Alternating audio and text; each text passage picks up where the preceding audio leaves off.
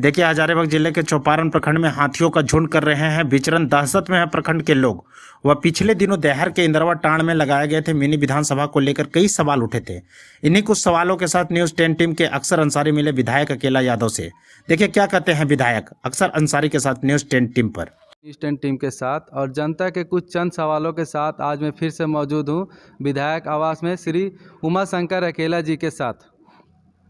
Sir, वर्तमान समय में हाथी अपने पैतृक पूर्वजों के क्षेत्र में घूम रहे हैं। इसकी सूचना निर्देश के लिए आपकी क्या निर्देश है वन विभाग के लिए? सबसे पहले तो जो हमारे क्षेत्र से बरही जा चुका है, कुरहरिया तरफ गया है, वो अब 12 की संख्या में है। मैंने कल ही डीएफओ से बात किया था। उसको भगाने वाले एक टीम होती है। कारण है कि जो टीम नहीं रहेगा तो घटना घट सकती है वो उस प्रकार से।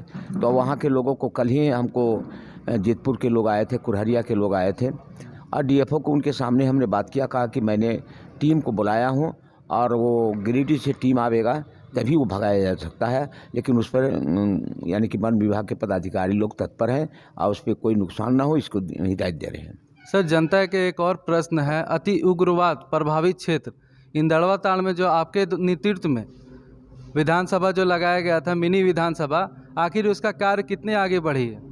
सबसे पहले तो मैं बता रहा हूँ कि माननीय मंत्री श्री रामेश्वर उरांव जी वहाँ उपस्थित थी, डीसी मैडम वहाँ थी, डीडीसी मैडम थी और सारे पदाधिकारी जिले के लोग थे। सबसे पहले आपको बता दूं कि ये मामला बहुत पुराना है।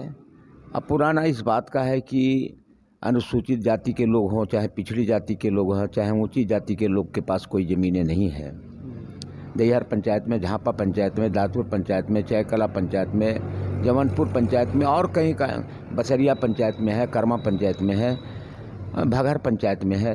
ये सब गांव में अनुसूचित जाति के लोगों के पास कोई ज़मीन नहीं होने कारण से उन लोगों जंगल में अपना छोटा सा झोपड़ी लगा के सैकड़ों वर्षों से अपने जीवन यापन कर रहे हैं।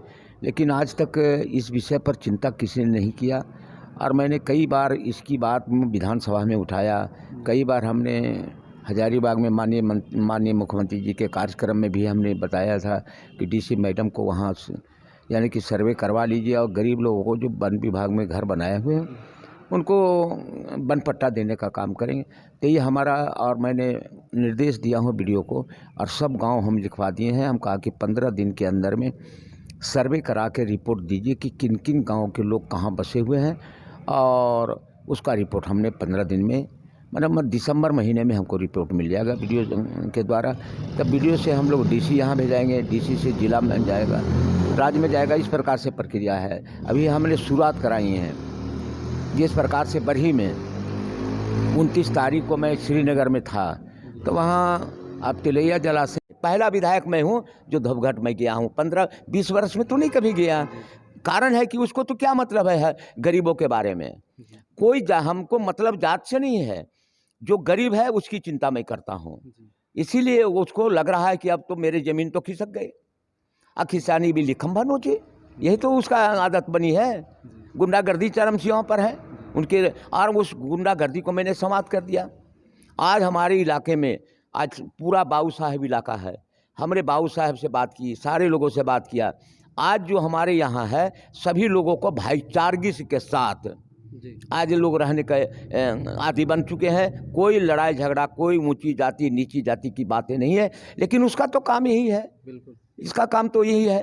उसके उदंड प्रवृत्ति के लोग रहते हैं उनके साथ हैं। जितने मनो समझिए कि दागदार व्यक्ति होते हैं उनको है। जैसे अब डोडा बेचने वाले को, अफीम बेचने वाले लोग, कुछ लोग हैं उनकी पैरवी उन्हीं को करना है। और मैं कहता हूँ आज यदि जो इसका उदाहरण मैं देता हूँ कि भगर पंचायत में शराब की बड़ी पैमाने पर भट्टी चल रहा है, लेकिन उसने आज तक नहीं आवाज़ उठाया।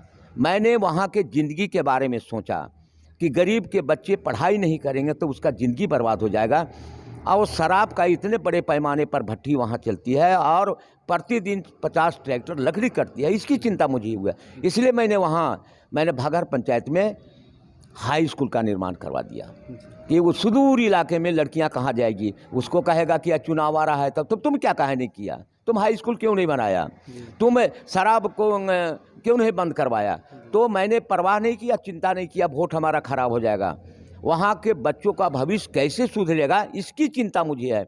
इसी के कारण से मैंने जगन्नाथ महतो माननीय मंत्री और शिक्षा मंत्री के मैंने वहाँ पहुँचाया था, बताया था कि देखिए इस प्रकार से तो मेरे ये काम होते हैं। उनको तो रह रहा है जितने अपराधी हैं उनके इर्द गिर्द घूमते हैं, और जितने अपराधी हैं वो कोसों दूर हमसे डर से भागते हैं।